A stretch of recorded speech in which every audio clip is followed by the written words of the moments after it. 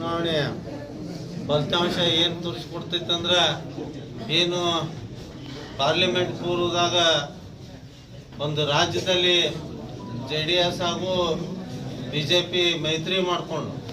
ಏನು ಪಾರ್ಲಿಮೆಂಟ್ ಚುನಾವಣೆ ಹೋದಾಗ ಈ ರಾಜ್ಯದ ಜನರು ಆ ಮೈತ್ರಿಯನ್ನು ಒಪ್ಪಿಕೊಂಡು ಒಳ್ಳೆಯ ರೀತಿಯಿಂದ ಬೆಂಬಲ ಹಾಗೂ ಆಶೀರ್ವಾದವನ್ನು ಕೊಟ್ಟಿದ್ದು ಎಲ್ಲ BJP JDS ಎರಡೂ ಪಕ್ಷದ ನಾಯಕರಿಗೆ ಮನವರಿಕೆ ಆದಂಥದ್ದು. ಇವತ್ತಿನ ದಿವಸ ಪಟ್ಟಣ ಪಂಚಾಯತಿ ಚುನಾವಣೆಯಲ್ಲಿ ಏನೋ ಒಂದು ವಿಶೇಷ, ಆ ದೇವರಿಪುರಿಗೆ ಪಟ್ಟಣ ಪಂಚಾಯತಿ